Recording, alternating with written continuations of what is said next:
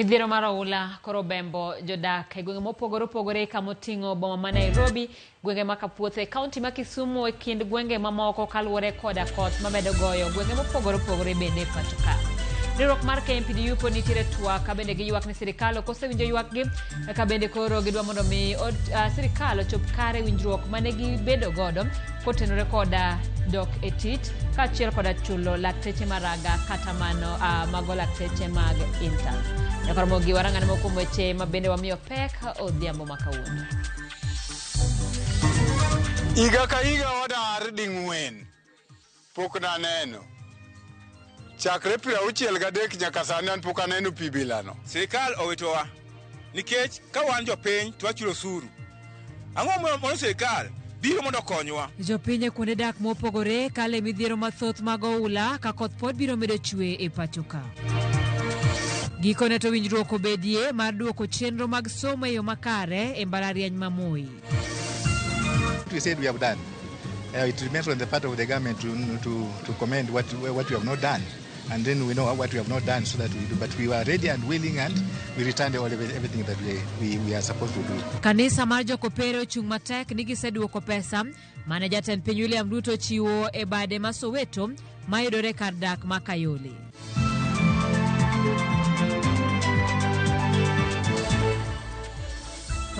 Nyakoromogi bende kaka pile ne joera mag chenro mar mine wacho mikelo kod jelieta kawuono biro kele ka bende wach maduong' ma wadhi twak en kotenore koda bembo ei Kenya. Wantiere koda wendo Pamela Akelo ma bende en jalony weche mag kit chwech ka en wach matama kata obedo ni chike ma pacho kae ok nene ka gima en achiel kuom weche maricho kata gik minyalo ter ne ng'ato e doho. En wach ma bende adieri makende nitiere mine kata chuo manie keny makalo e kaka man Nyakoromogi tudri kodwa onwa ote machuok e namba ma en 2-600. Ka kamano bende yudwa e mbui mag oganda achiel kachiel wantiere YouTube achiel kachiel wantiere Facebook bende yudowa e mbui mar Instagram, mbui mar X kachiel kod mbui mar TikTok. Nyinga Simfrozo Kinda jaloko marwa en Belinda Adhiambo. Jodak e alwora mag Nam Lolwe kadho wadh Nam Chumbi to kod hoho mar okak koro ikwayo mondo bed akicha ka koth pod medore e pacho ka. Mae kwayo ma migawo mar arita wacho ni biro konyo geng'o midhiero mathoth ma ikelo kod koth ma medore kaachiel kod oula. Piny owacho bende omedo ni gisechako keto okenge makare mar daro jogo manie kuonde ma oula thoro monjo e oganda. Nene Tundi ni kod mathoth. Ma e chal mar gweng' ma Kapuothe mayudore e kaunti ma Kisumu. Pi oyweyo mier, puothe kaachiel gi jamni kendo gweng'ni kirango to chalo mana nam. Kaluwore kod koth mosebedo ka chwe pacho ka, oganda kaachiel kod le koro dong' ka onge kuma ginyalo jote. Chenro mar dar oganda mawuok e alwora ma oula oketho kuonde ma gisebedo ka gijote koro dhi nyime e gwenge kaka Kapuothe, Nanga, Lower Katuoro, Wigwa gi moko kuom gwenge sub-county ma Kisumu kuma miere ma kwan gi romo 200 oula osekelo negi midhiero ka kuma chielo pi oseyweyo cham e puothe maromo heka 100. Oganda mawuok e miere maromo 47 ma koro timo jote skul koro chunygi chandore nikech machiegni jopuonjre biro dok e skul. Ok wanyalo beta ka reche i pi. Samoro niterowa sikul miterowa no sikul bende samoro nyithindo nie klas to sikunde bende opong'. Koro iwuondo nwa biro to ka gibiro to gibiro gi mogo achiel gi sabun. Wabiro loso ka piny odhi maber. Ka piny dhi maber to koro kine kata ng'ato kata achiel. E kinde ma sirikal ogolo ote mondo oganda obed motang' gi oula kaluwore kod koth mamedo chwe, jodak manyocha oula odar e gwenge ma Kapuothe to koro ywak ni sirikal ojwang'ogi ka bende koth osebedo ka darogi higa ka higa to kony ma sirikal chwalo en mano ma ok nyal konyogi kuom thuolo malach. Sisi nataka serikali ya juu. Hatutaki gavana, hatutaki seneta, mbunge hakuna kitu anafanya. Seneta hakuna kitu anafanya. Akikuja hapa ni unga mfuku moja. Unga tunaenda kutupiga ndani ya maji. Mr. Anyang' Nyong'o, hatujamuona siku moja akifika hapa. Anatuba tu sisi manager. Mbona asitokeze mwenyewe kama governor? MP wetu Mr. Ron. Wewe pia simama kidete vile tusimama na wewe vile watu kupigia kura. Hatutaki saizi umeshapigwa kura umepotea. Gikwayo sirikal mondo loso lalo manya masaria kendo chwalnegi nede yedhe kachiel gi lakteche mathiedhogi kaluwore ni oganda modhuro osechako gamo tuoche mikelo gi ng'ich alwora kachiel gi pi molil. It is my wish and it is my request mondo gikel ne nyithindo gi yath nikech nyithindo gi tuo ka. Ikel ne nyithindo gi yath mondo nyithindo gi yud solution kaka ginyalo kata kinyalo me jogo be at least nyalo thiedho malaria for this period of time. Obio nikech nyithindo gi ninde pi tema giwuothe 24/7. Maji nazidi kuumiza watu wamehama kwa nyumba zao. Hata ukiangalia nyumba yangu kuna manyumba zimekaa hivi kombo. Hatujui serikali nafikia nini. Jodak makapuothe koro ikwayo mondo ikre mar dar ka gidhi kuonde moting'ore gi malo e kinde ma sirikal temo rango kenge maber mar tieko chutho midhiero mar oula masiko dar oganda mawuok e kaunti ma Kisumu. I want to appeal to everyone. I know insecurity is a challenge here when you leave your houses, but let us be careful also when we see a lot of rain, there's a lot of water, let us move to safer grounds. You better lose your property but remain with your life. So my appeal is let us move to higher grounds as we continue trying to figure out what the solutions will be. But my advice to the people of Kapuothe is that they should not wait to be evacuated. I would suggest that until we sort out the problem permanently, people need to start thinking of relocating to higher grounds where there are no floods, and there are specific places. Lynette Undi, Ramogi TV. Erokamano nya Lynette kuom lipodno. Gwandruok pod nenore kind riwruog lakteche KMPDU kod tend migawo mar thieth. Mana seche matin tok migawo mar thieth chiwo omenda mambalang' ne lakteche maraga kata intern doctors ka giwacho ni mano biro konyo e tayo chenrogi. Tend riwruog lakteche pacho kae KMPDU wacho ni omenda makamano pod ok rom kendo piny owacho nyaka koro chop singo margi moloyo to e winjruok mar dokieti. Jafwambo marwa Efi Nyakidi ni kod ler. Koro en ywaruok kind tend migawo mar thieth kod riwruog lakteche pachoka KMPDU. Okinyi makawuono, jatend migawo mar thieth Deborah Barasa nolando ni migawono osechiwo kwan omenda maromo $965.9 ne lakteche raga kata intern doctors. The Ministry of Health is pleased to announce the successful payment of monthly stipends and accrued arrears to nursing officers interns, clinical officer interns, medical officer interns, and pharmacist interns. Mati Morenda Lomanok to KMPDU chiwandika mar chako ng'anyo margi kaka yorno mar sundo piny owacho kod migawo mar thieth mondo chope winjruok mar dok tich mane gikete kokgi. It took us pain, suffering, sweat to actually have a collective bargaining agreement that dictates our salaries from interns to the consultants. We were out of goodwill and took the promises from the government. That has caused a lot of action, a lot of concern from the doctors because they want results. And that can be understood in every facet. If your leaders go into negotiations, if people get out of work, they expect results. When that result is given in paper and not implemented, we expect frustrations. Jagoro maduong' mar riwruogno Dr. Davji Atela owacho ni paro mar migawo mar thieth mar chiwo omenda makamano ne ok otime yor chik mar ni chal makamano ok chiw ranyisi makare kendo lakteche pod kadhe midhiero mang'eny. You have all seen that the ministry has released a letter or a notice that actually violates the tenets of that particular CBA. It has released a circular that makes every doctor in this country afraid even to work. Now Kenya joins the global statistics of doctors who are dying by suicide. The US has been leading in these statistics, and now in Africa, Kenya leads in doctors who are dying by suicide. Kagiloso ikinde romo margi kod jokanyo ma KMPDU mowuok e counties mopogore pachoka. Jakom riwruogno lero ni kuom omenda mochiw kod sirikal ne lakteche raga, ng'ato ka ng'ato yudo mana shillings 41,000. Gino magiwacho ni pod ok rom kipimo gi kwan lakteche go kod ndalo magisetie. They have gone ahead and shoot themselves in the foot by deciding to pay our doctors not even the 70 that you had refused, not even the 70. They've decided to pay our doctors a paltry 41,000 Kenyan shillings, which is a big shame. And for that, I can assure you, by telling from the tone, tenure, and the mood of our doctors, there shall be only one outcome from this particular deliberation that you are having, and that shall be a STRIKE, a strike. Gimedo ni gisetemo twak kod ten migao mar thieth e wi chal mar lakteche Raga kuom thuolo mar dweche 7. Kata kamano, migao siko ka oro apisas matindo mondo rom kodgi. For 7 months we have tried to engage the government on the internship issue. And for 7 months they have done nothing about it. We have had 4 meetings from the court judgment in October. And the CS has never come for a single meeting, neither the PS.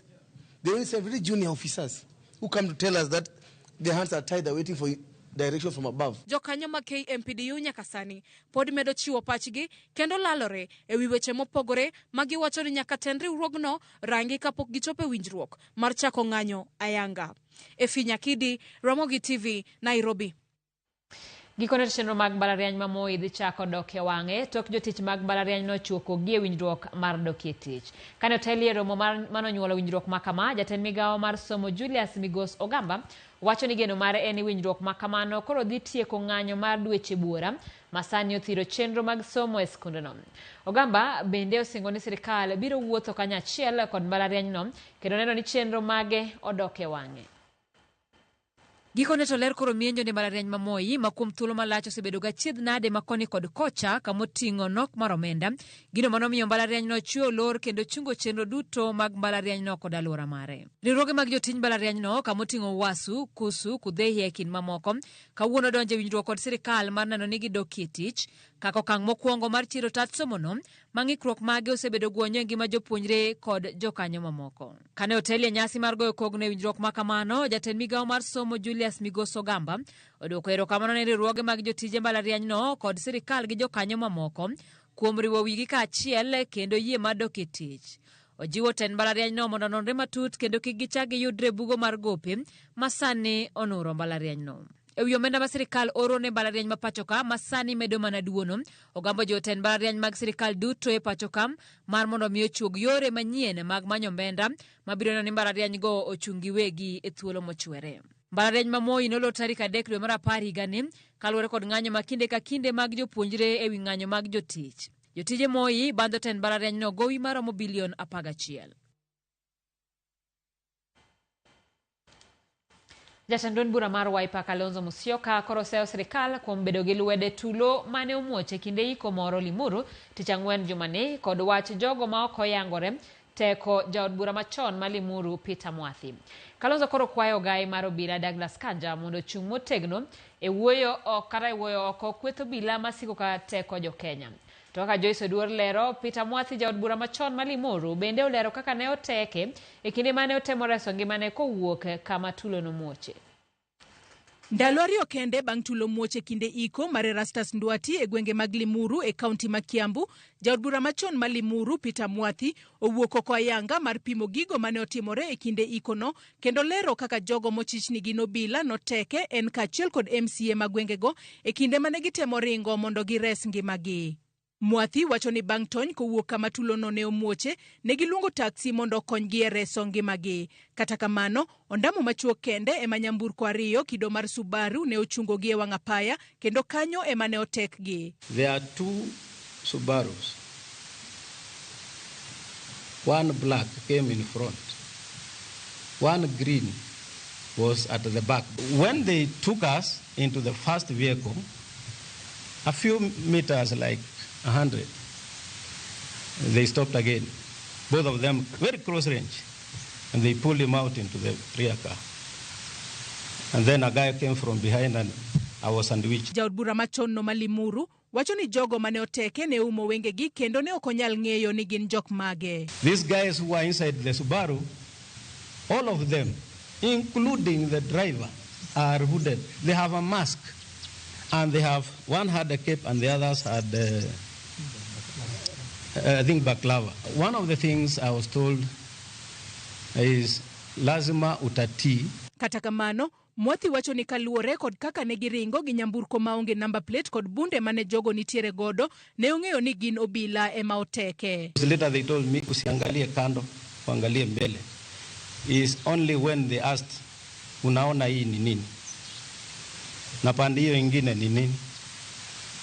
Those of our shotguns. Bang' ringo kuom ondamo malach kochomo Narok, Mwathi wacho ni notemo penjo gima omiyo make. Kata kamano, jogo ne onyise ni oling' kaluwore ni gin e tich kendo ne giluwo mana chik ma omigi. So we went down and they got onto the Mai Mahiu Road, and then we took off towards Narok. They stopped there. That was the third time.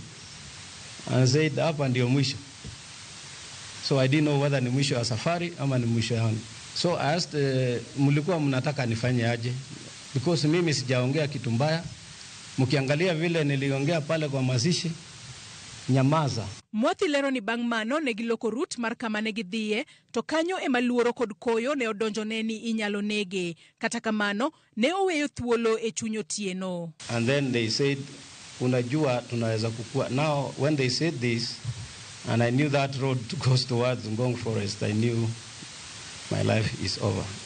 Nikasema ndio, but hakuna kitu kibaya mimi nimefanya. Jatend duond bura mar Wiper Kalonzo Musyoka owuok oko kowacho ni lweto obila nitiere weche mane otimore Limuru kata obedo ni ogai mar obila kod jatend DCI to kwedo wechego. Despite the statements from both the Inspector General of the National Police Service, Mr. Douglas Kanja, and the Director of the Directorate of Criminal Investigations, DCI, Mr. Mohammed Amin, that the chaos was due to, quote unquote, a lack of advanced intelligence, and that Honorable Mwathi and Honorable Ereri were not in their custody. Ladies and gentlemen, the evidence is irrefutable. This was a state-sponsored attack. Musyoka bende onyiso gai mar obila Douglas Kanja mondo ka ber to ochung' motegno kendo owuo oko kweth mag obila matiyo kod nyamburko mag Subaru e teko jo Kenya. These are goons sponsored by the state, using walkie-talkies. No amount of denial by the Inspector General and the DCI will convince Kenyans that this is not the case. And I want to challenge Mr. Kanja. I have respect for him, that he should stand and actually, if he's in charge, because he's also a member of National Police Service Directorate, to say no and dismantle this criminal crowd. Joyce Oduora, Ramogi TV, Nairobi. Jotan kanisa kopere oramo ni pod girito ler kuom sirikal ewi kaka kanisa kopere dhi duoko omenda maromo milion 5.8 mane joten sirikal ochiwe kanisa Katolik ma Soweto. Kotelne gi kodak Bishop Philip Anyolo giwacho ni pesa no mane jaten piny William Ruto kod jotelo mamoko golo motelo ne dwe ni oken omenda ma kanisa no orwako. Gimedo ni ogibir wako omenda moramora mowuok kuom josiasa ka oging'eyo ler kama omenda makamago wuoke. It remains on the part of the government to commend what we have not done, and then we know what we have not done so that we do. But we were ready and willing, and we returned everything that we are supposed to do. And second, I don't want to discuss things that the president has said in the public like this, because he has said already, and I don't want to be like, I'm not a politician. I'm not a politician, yeah? You know that. Me, I talk from a spiritual point of view. I'm a shepherd. Yes. I'm a shepherd. So I don't want to argue about what the president says. I said what the politicians have said about us. No, we just leave them, and we have a way of handling the matters with them together as we did, and we continue, because it's not the first time we are doing it. We have ever done it. Kawadhi nyimeni jalup jatend piny machon mar piny Seychelles Vincent Meriton olando weyo wuodh laro kom AUC kakoro wacho ni osiro Raila Odinga e yudo komno. Owacho ni kaluwore kod chal mar ngima mare ma ok ni kare ok onyal dhi mbele gi laro komno kod timo tich ma komno dwaro. Omedo ni AUC dwaro telo manyien machwalo lek pinje Afrika mar dongruok e sekta mopogore. Raila Odinga norwako sir makamano kanyakla kod chiwore siro campaign mare. I withdrew my candidacy from the African Union chairpersonship race due to health reasons in July this year. I would not have been able to withstand the pressure that goes with the position. Today, I want to lend my support to His Excellency Raila Odinga as he travels far and wide along the continent to spread his message of Pan-Africanism, of peace, security, prosperity for all the continent and its citizens. as Africa positions itself to play a more assertive role on the international scene, we need a new leadership at the African Union Commission. The race is not about rivalry among the candidates, but seeing who is the best son that can lead our continent as we move ahead. He has volunteered to help in the campaign for the chairmanship. I want to take the opportunity to thank him for his sense of patriotism and of sacrifice to support my campaign. I thank him very much for his generosity. Karamogi talk report mar AUC no bene matero wa yo mokongo chenro en maro imore no ka uro otekanye mbui maro mar Facebook. Brother Favor Joel Onyango wacho ni elo simfrodhane ni imore anano imore maler kan ngonga wendo kae twakna semi pacha rwakna joma odaka manyonge ngonga nyabera oruba kod kilo e chokruok kiny Jumapil ngonga vosh next to Anglican Church Kalo Junction Musna Lydia Okeyo kod Roda Nyarko Kitmo awi maberero kamano opija jachuma banya masaria Kisumu aneno malere kendo makare kawan nyamasaria Kisumu kod mino odama ma Brighton Boy Angech Isaya Machon Wonyolo Brayo Jamigori Aseko kod jochuma duto ero kamano nyakora mogi wadhi e yueyo kama kawa duogo to wantire kod atwak bembo e Kenya wendo sedonjoka kik twak bai.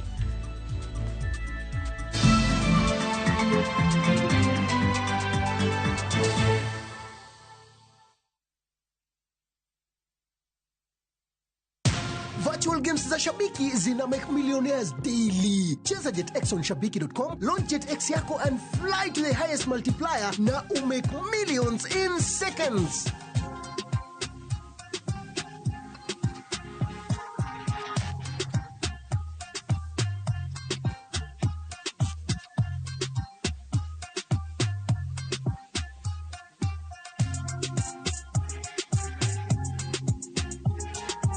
Make millions in seconds. Kubali kumoka na virtual games na Shabiki.com.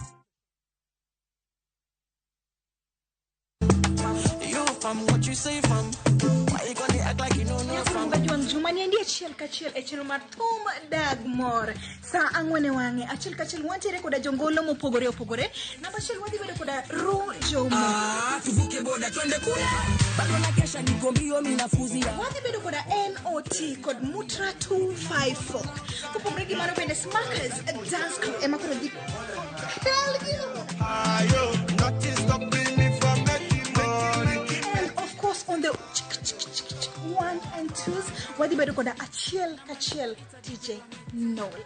He dance Johnny emergency Gen Z sini emergency Hello wala ai na maluku itabidi wameti.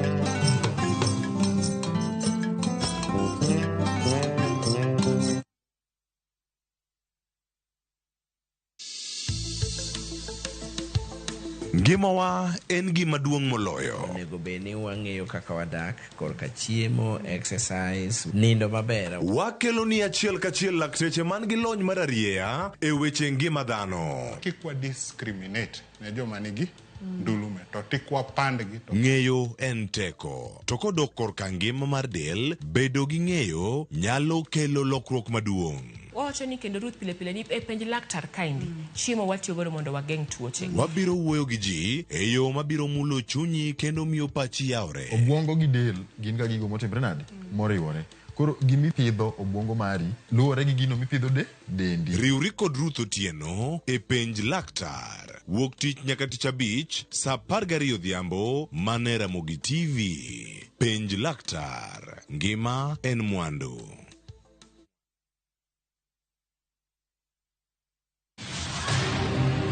E chuny joot ka joot nitie weche mopondo nyaka chop kama diera fwenyore. Ingeni madam pati ingena wuondo na dhi tich. Ne en hera mokwongo, kata kamano mano e gima ne giparo. Wuondri ni tin mana ringi kae. Nyithindo mane ok ong'eyo kama ne giaye. Nadwa nang'e mama chal nade. Kod fweny mane dhi buogogi ahinya. Ine miluwo jabunde. Sama joma ihero ok ong'eyi, ere kaka ikonyogi. Ne onjaore ewi Nam Cinema, Jumapil, saa 2:15 otieno kod saa 4 otieno. Mana e Ramogi TV. Kidliekno achiel maber nigi achiel marach. Kit telo mane ma gidwaro nyiso generations mabiro. Sama winjo ke ineno kiyanyo wadu mbui kikirenge donje. Kenya waber kabisa e pepa. Pinje moko kawa blueprint. Wanto wandiko ka kanyo to wakete shell. Joma ne nigi lony ka nochako timo gini kendo. Classification mitimo ka. Oyo. Kose yier jotelo, we must allow them to work. Kiwe siasa tenge migo oko cha. Ber mar ng'ato. Papi e lach. Ka papi e tekni, to loki e patan. Janyao, onge mbala. Kama iro dhuolore, mach nyaka bedie. To mantiere ka IBC okadho pa local commissioners. Kaka wanene, wuok tich ka wuok tich, chakre saa 2 okinyi, kik bai.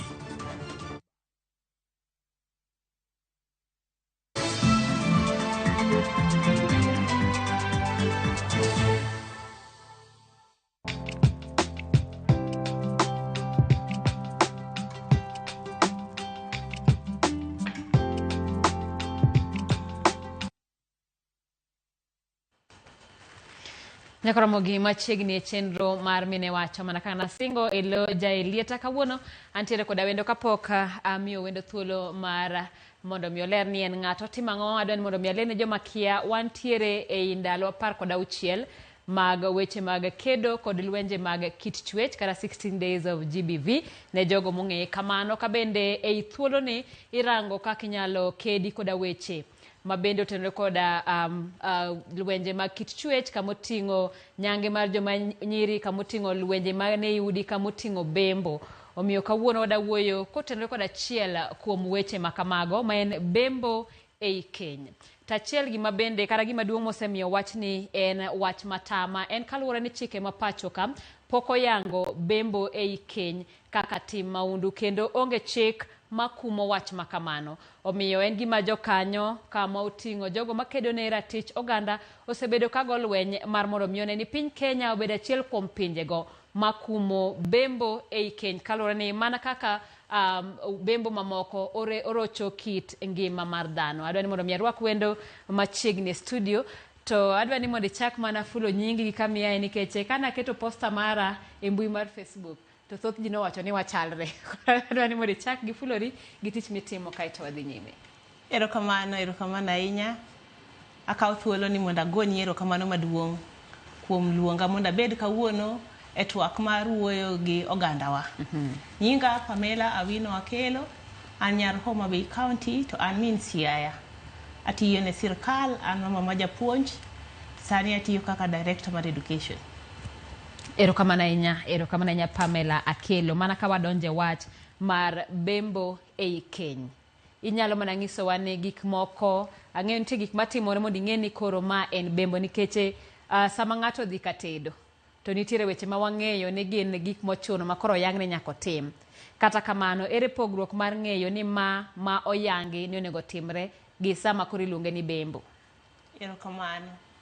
Kit Kenya en ni nyathi ma pod raga ma wuoyi kohero nyako to dhi owacho ni yawa ahero nyako moro en nyar kama to joodgi konye hero kendo gidhi magidwoko erokamano ne jonyuol nyako kuom res nyako makite ber kendo majaber kuom neno.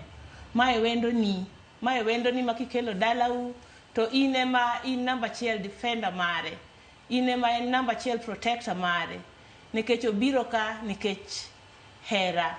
Ei Kenya ka wan gi gima wacho tek gi dholuo to jo wagunda wacho ni intimacy.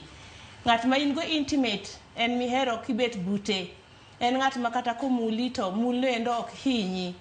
To kendo wawacho ni en ng'at ma kata kohinyi to bende iwacho ni oyo gihera maherego we aling'.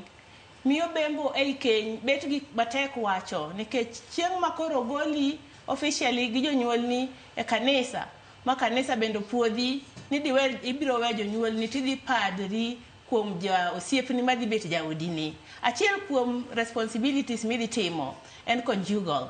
Ni koro riwruok e kitanda en gima koro owinjore kendo yangi kata gi jonyuolni ni dhi adhiya kata kikelo nyathi to moro wa malich kendo wa celebrate.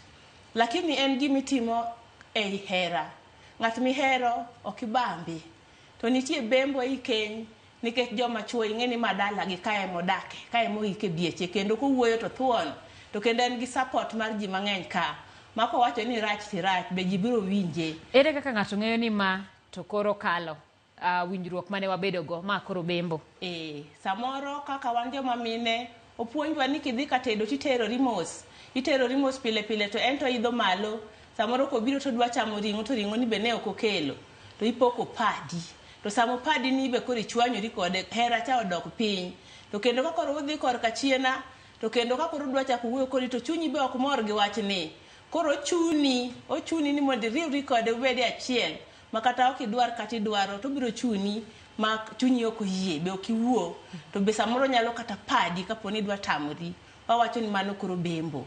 Mano koro ok en hera. Mayo osiep odi. Mayo wendo mirito gi hera.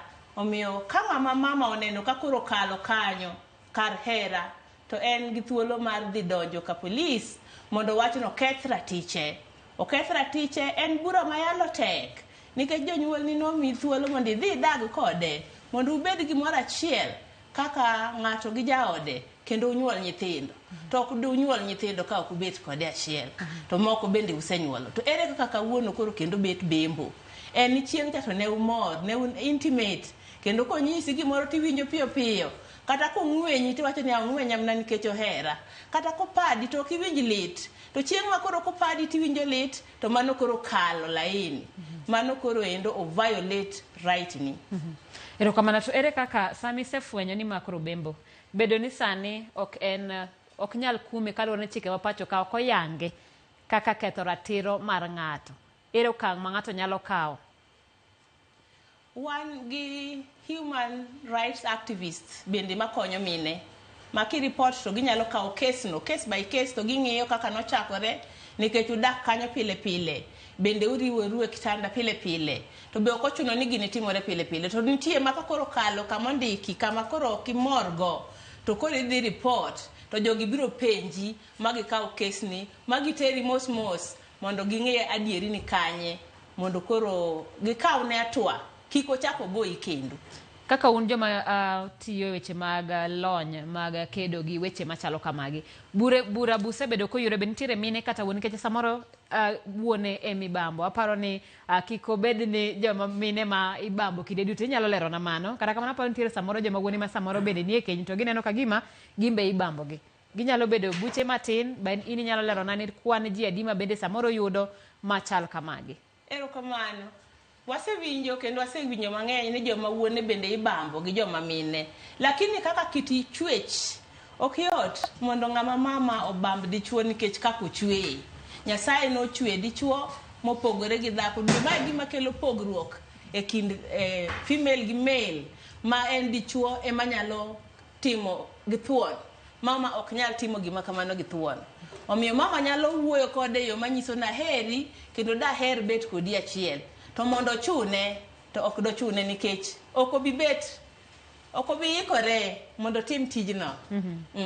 Okang' mage musegoyo kaka jalony weche mag kit chwech mar neno ni samoro piny Kenya ochako go okang' mabiro neno ni bembo ei keny bobedo achiel kaka bembo kata obedo achiel kaka achiel kuom timbe maundu mana kaka bembo mamoko. Erokamano. En gima wawacho ni kelo lony, kelo ng'eyo mang'eny, raising awareness. Wan gi community based organizations and civil societies ma wuoyo kodgi e Chiefs Baraza, wuoyo kodgi kata kanisa seche moko, to seche moko gi organize mana kendgi, to gikelo mine kamoro achiel kendgi, to ginyisogi ni mwandiko gi te, ere gima kotimni to miyi mor, to ere gima kotimni to miyi chunyi bet marach.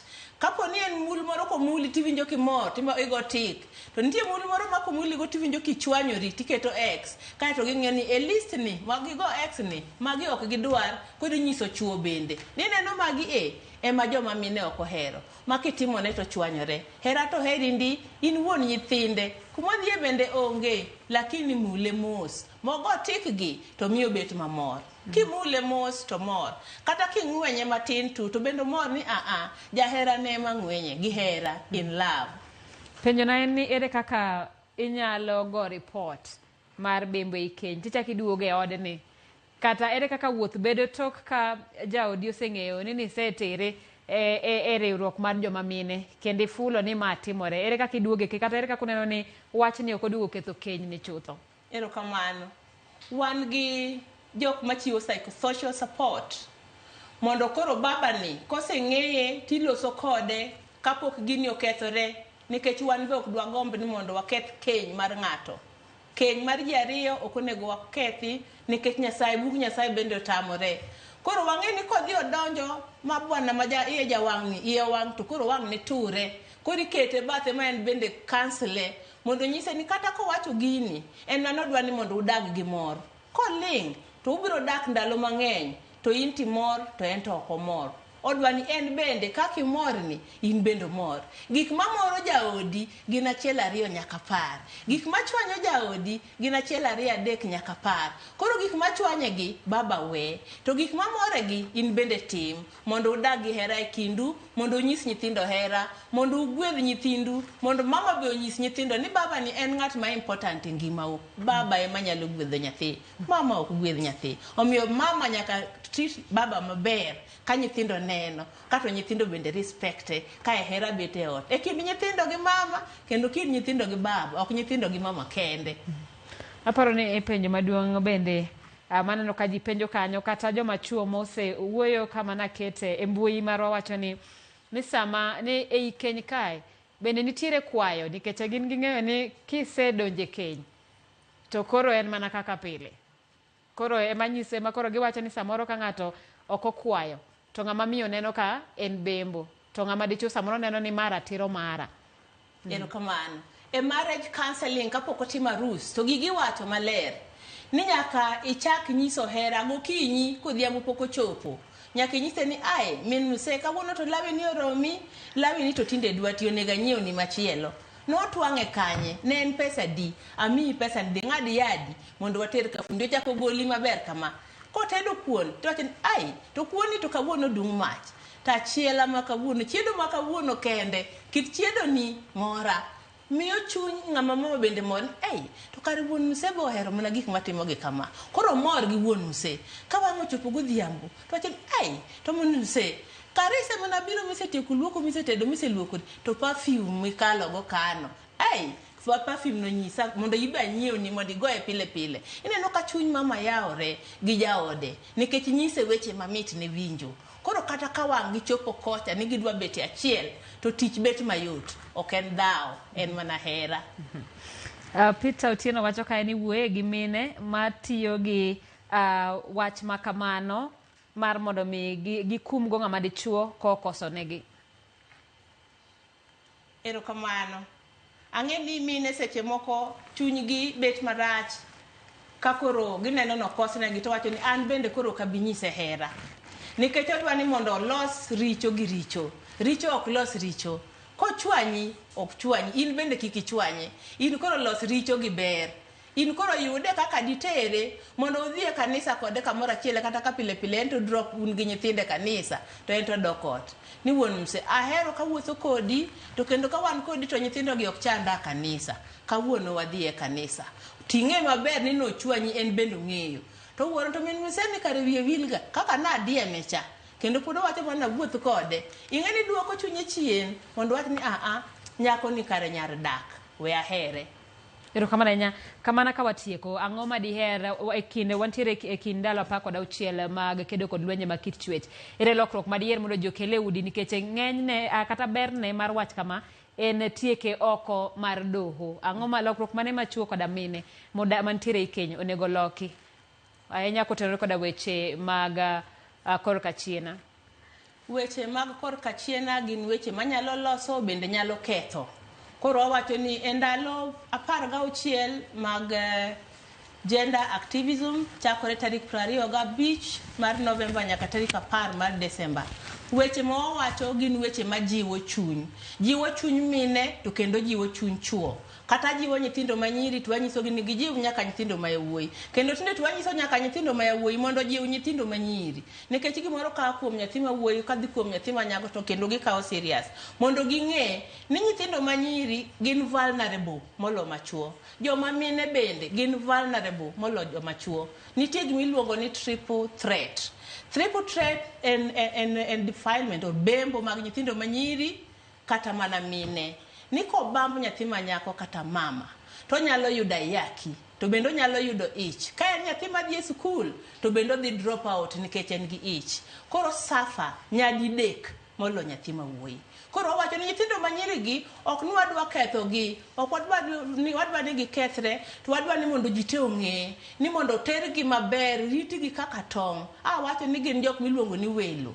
Makata chieng' ma koro bet maduong' kodhi bet wendo kamoro dipenjo to wendo no biro to kendo ji mor te nyaka min wuoyi nyiero ni babi kelo wendo. Mae wendo ma nyaka her. To mondo wachak hero gi kapod gin e skul. Mondo kik gimak iye moiu mondo giwe skul. To bende chik tinde nitie masani nyaka wawachi ni kata ka nyathi matin manyako ng'ato bambo momiyo ich momiyo ayaki to pod inyalo thiedhe magigi lok maber mabed maber ma nyathine ni be onyuol moduoge skul motiek skul moyud tich mobeda professional kaka in Madam Okinda mobeda professional kaka professionals moko mosenene ngimagi machalo Mama Phoebe Asio. Erokamano ahinya kaka in jalony kendo mobet e komno. Ang'eyo ni kinde mathoth weche mag mine gi nyiri gin gik ma ineno pile, gin gik miromogo mane lony mari. Bende iparo ni piny Kenya osegoyo kang' e rito joma mine gi nyithindo manyiri. Erokamano, piny Kenya osegoyo kang' maber kuom joma mine to gi nyithindo manyiri. Wachako gi tiegruok mag jopuonj madhi puonjo. Jopuonj madhi puonjo sani, jopuonj madhi timo diploma, kikawo gi tikawo 50-50 nyithindo manyiri, 50 nyithindo ma yawuoyi. Mondo ka gitieko college to gitieko ka koro numbers giromre, iluongo ni equality or equal opportunities for girls and boys to be teachers. Nikech teachers gi gin role models ne nyithindo ka. To be wawacho ni nyathi ma nyako kata nyathi ma wuoyi nigi right provided by the constitution kende Basic Education Act ni nyaka obed e school. Jok moko to koneno gi ka giwuok nyithindo matindo maraga makoro pod chako pong to bambo gi to kata ko bambo gi momiye ich to bodwa ni chik nitie mowacho ni pod gidok e skul. Kendo kodok e skul to chik ni oketo laini mar gik monego otimne mondo supporte mondo kik ochako drop out kendo. Makata koduogo tikete day school godhiambo to dhi neno nyathine tembo mor nyathine bende dhoth. To kobiro e skul ka to kipimo ne nyithindo nyoyo jik 2 to ni medo jik 3 nikech ochiemo mare to kendo gi nyathi modhi dhodho cha bende di chiemo. Kimiyo nyithindo uniforms achiel to ni 200 nikech kapo ni en gi chak to samoro wuok to ketho blouse to nitie change room odhi o change piyo to rwako blouse maler ok odog dala nikech kodok nyaka dala to dhi lose the whole day odhi dhodho nyathi mokawo nyathi onindgo makoro kinyo bia e skul kiny. Erokamano ahinya Madam Pamela. Mane thuolo mane wan godo kendo ang'eyo ni wabiro twak kende kinde manyime kotenore koda weche mag thiro nyathi manyako kaachiel koda joma mine. Erokamano ahinya nyakoromogi mano e giko mar twak marwa mar mine wacho. Kata kamano ageno ni kwanya achiel ariyo kotenore koda twak ma kawuono mane en bembo e keny. Ka kamano waringo wadhi duka matin pod aduogo gi weche manyien. Kik idhi mabor.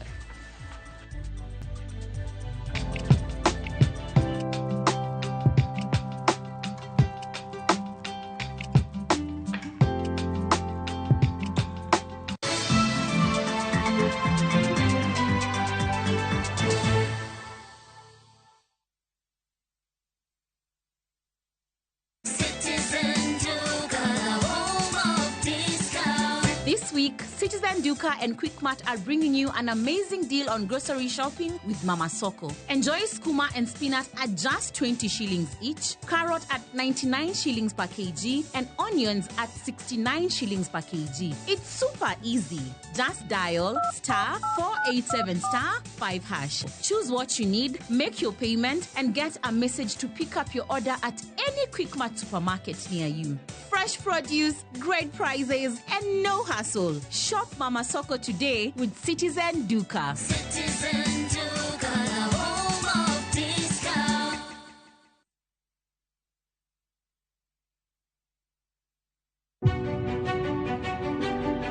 Chakre kinde mosekalo nyaka e chuny ngima ma pile ka pile. Tiprosa dawa iwacho ne riambo marach kendi dwa hewe kendi riambo moingo dawi. Wuoth kodwa sama wanono sigendni mabeyo mag gwengewa. Ng'e ber kod rach, mor kod kuyo ma ng'ato nyalo yudo e wuodh ngima. Asai mama. Nasi kwiri ni okan mama ukiche kilunga gi nying noero. Mama nyisi. Riuri kodwa mondo wane sinema mabeyo ahinya ma owinjore wawinj kendo wamorgo. Kendi ng'eno wono sipi mabeyo. Lakini nitie kuma kete mani. Winam Cinema. Jumapil, saa 2:15 otieno kod saa 4 otieno. Kik bai. Kick off the festivities in Dubai now View Travel. Join our December 13th, 2024 fixed departure and enjoy an exciting half-day city tour, desert safari with dinner, Dow cruise, breakfast, round-trip flights, airport transfers and visa processing included. All this and more in 5 days, starting from $875 per person sharing. Book now. Limited slots available. Visit viewtravel.com or call and WhatsApp 0703 254 254. View Travel. Dream, explore, discover.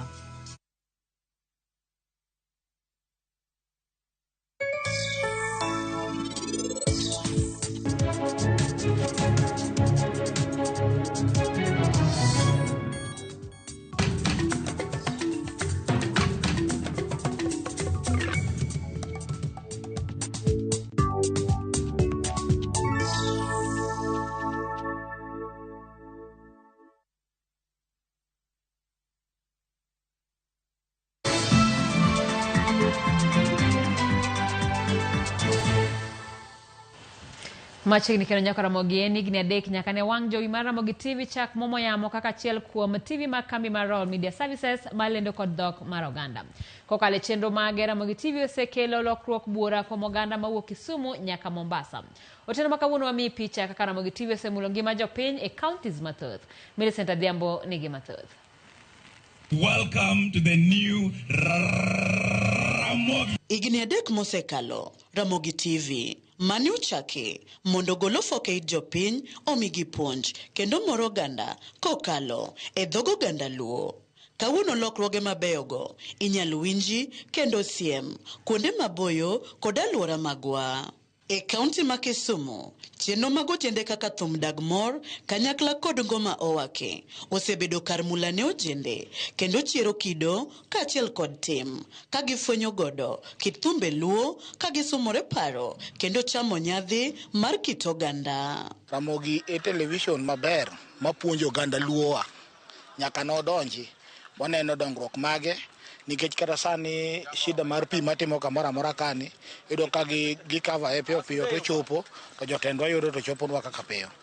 Koro Ramogi TV nitiere nyaka puonj mage mabeyo mosebedo kamora kaka penj laktar, puonj mag mbak ndalo, mar thum miluongo ni kama nene gere ka. Koro ka gigi kaka wan youth wa mor kodgi. Ramogi TV anyalo wacho no osebedo odwa. Chakre higni 3 mokalo. Kendo en TV marwa mamiyowa puonj. Miyowa puonjo weche siasa, kido ka weche somo, nyaka kipindi moro karo kanitie ni gwengewa. Muomo piny gi gode. Idhi Mombasa, idhi Nairobi, idhi kure. Kisumu to koro ogoe touch. Kendo chenro mar Ramogi TV nigo gin chenro mong'ith mag puonj. Aneno penj laktar miyo asepuonjora gik mang'eny, penjo mar laktar miyo asepuonjora gik mang'eny kanyo, kaka ngima nyalo bedo gi kaka inyalo thiedhi. Asepuonjora mang'eny nyaka ne gikel kipindi no. Rogo mag nyithindo bende mora nikech opuonjo na nyithindo.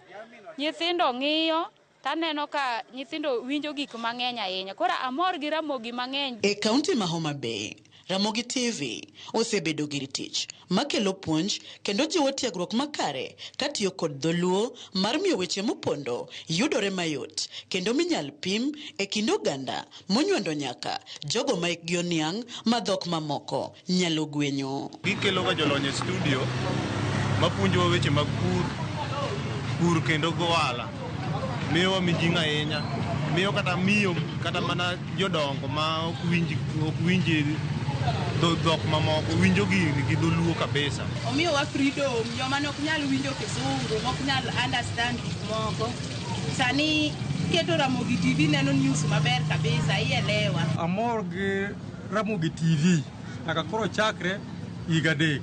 Weche mag Nyasaye kar kogwen awinjo ga mor ahinya mang'eny kendo puonjona nyithinde pacho ka winje kendo anene live kaachiel koda agriculture kaka maendeleo nyalo dhi kaka wago ohala kaka kidwa gori piny.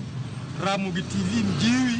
Mombasa County, Ramogi TV oseloso anyuola mag oganda luo modak Mombasa obedo kod yot mar tudruok ahinya to man mabor kod dala. Gilero ni Ramogi miyo giyudo mor mag kido kod timbe luo chopo negi mana e dhot e tiendgi kar bedo. Achiel umiyo waneno piny luo ka gima en mane lwetwa e dhot ka wabedo. Nikech aneno gima timore Kisumu, aneno gima timore dala Homa Bay, to hambe kaka wuoni koro joka bende nena nikech dhok Kiswahili otek to kamongo dholuo kama Nyasaye madgwedhi jo Royal Media. Aya gimoro tinde gikele TV ka ning'e gwengewa. Ng'e gwengewa ne nyako makele cha en Kisumu no kende modake modwele. Odagi wuotho entire Nyanza. Kisumu gi kanye mo wuothe. Awra en ka puonja mara en ayweyo okodwa wuothe Nyanza te. Koro kang'e ni gini kata un binya miu thuolo nikech kata e pinje mag jo Mombasa gi be nitie kuonde mane joluo bolale e ramisi gi. Mago be wanyama ng'e gwenge go. Nitie kata gik mochak nying joluo kono. Ne wajioge ni gimed donje gwenge kabisa oke town. Ng'eni gik mang'eny be timore e gwenge. Koro wakwagi ni gidonje gwenge wa makaluo. Ndeche nderni madonje kor gwenge ma richo. Koro ng'eni ka gi expose gi oko. To ji mang'eny ng'eyo kata sirikal ng'eyo to nyalo konyowa. E kaunti ma Migori, wang' jowi mar Ramogi osemiyo lwasi mar wala kod keto mwandu ogoyo kang' kaluwore kod maling'ling' mifuono kod Ramogi e chenrogi gino makoro kelo negi yot e geng'o achiedh nade madegibed godo. Asepuonjora achiel ariyo adek ma kendo aneno kokonya e biashara kairi. We awach ni wan gi deye moti mar Ramogi sani okonyo kabisa. Nitie wamama ma gin nok gisomo. Chon iro kane mine itero mana kwath jonyuol gitero gi kwa mana dhok ok gidhi sikul. Mang'isore ni wach mar Kiswahili okia. Sani wamama okonyore maka kendo ging'ong'o wang' gi jowi mar Ramogi ka gineno gik matimore kendo giwinjo dholuo maler. Gima adwa temo nyiso jo Ramogi ni network laloko kama lich to sama moro wantiere gi moro madwa winjo go channel moro mamit kabisa network olal. Ulos nwago mondo bede maber to jo Ramogi kunena uluonga chieng' moro bet kata kako jwang' mama kaya e gini ka mane manya yudo go pesa dala kuche onge kata tonglo ber kaka kuomwa wa jowala an bende kaka jowala an nyaka gi pith gi pur mar gwen e gweng' mar Mapera ka akwaya jojo manika chieng' moro Nyasaye oloso kelna jal mapuonjo pith gi pur cha ambe opuonja e gweng' mar Mapera ka. Koweyo jomadongo, wang' jowi mar Ramogi bende mulo ngima nyithindo kod puonj mopogore e chenrogi kaka rogo mar nyithindo, choti shardani e kind mamoko. Nyithindo heri ahinya seche ma tuke mag nyithindo dhi mbele.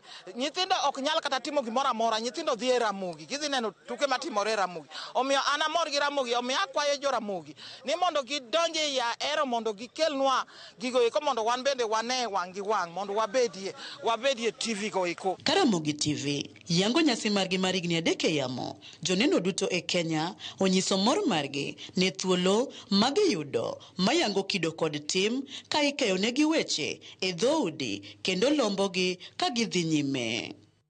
Millicent Adhiambo, Ramogi TV.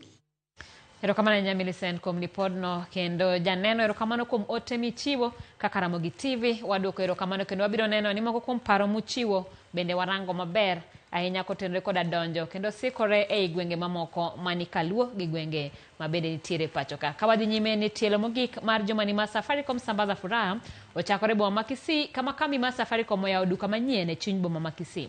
E tudruok kod kambi mar Rawa Media Services wuodhno kawuono limo gwenge mag Keumbu, Keroka, Suneka kod mamoko kama gichiwe mich mag mor mar Christmas idhialo higni 24 mag kambi Safaricom tiyo e pachoka. Ma en lipot Hilda Obuya. Odiochieng' mogik mar limbegi e gwenge ma Nyanza, safar mar kambi mar Safaricom komakore gi Royal Media Services kawuono nodonje kaunti ma Kisii ka gilimo gwenge mag Keumbu, Keroka, Sunika, Nyamache e kind mamoko. E limbe boma ma Kisii, kambi mar Safaricom oyawo duka manyien ma chulo chenro gi ne kastembegi e gwenge makono kanyo kastembegi mag Safaricom moloyo mich mogudho kaka gwen, diek kod Airtime. Hii mbuzi ni ya Krismas na sambaza furaha kutoka Safaricom 2024. Tumalize mwaka, tunawaombea muendelee na hii kusaliwa. Hii ni wakati wa yani ya kusaliwa wa Safaricom. Na sisi hapa Keroka tunafurahia. Kochakore gwenge mag Keumba, jodake gwenge ma safarno ne ochung'e oyudo thuolo mar romo gi jolendo mag Gesa FM kod Citizen kaka Melody Sinzore, Vincent Atea, Abdi Munai kaachiel gi jominyiero kaka Inspector Mwala. Safaricom limo gwenge duto manie tung Kenya ka gigone kastembe gi erokamano kuom chung' kodgi kuom thuolo mar higni 24 ma gisabedo ka gichiwo chenro gi e pachoka. Let me just tell you the people of Keroka have not disappointed us. We started the morning in Kisii. You are with us as we launched our franchise shop, bringing service closer to our customers. And we wondered, today being a Saturday, and many people are SDA goers, will we see the customers? And as you said, it's been nothing short of extraordinary. We've had a fantastic time here. The crowds are beyond our imagination and our expectation. Kochakoro odiochieng' makiny, kambi mar Safaricom kod kambi mar Royal Media Services donje kaunti ma Nairobi ka gidhi nyime kod dhialo kastembegi gi mich mag Christmas. Hilda Obuya, Ramogi TV.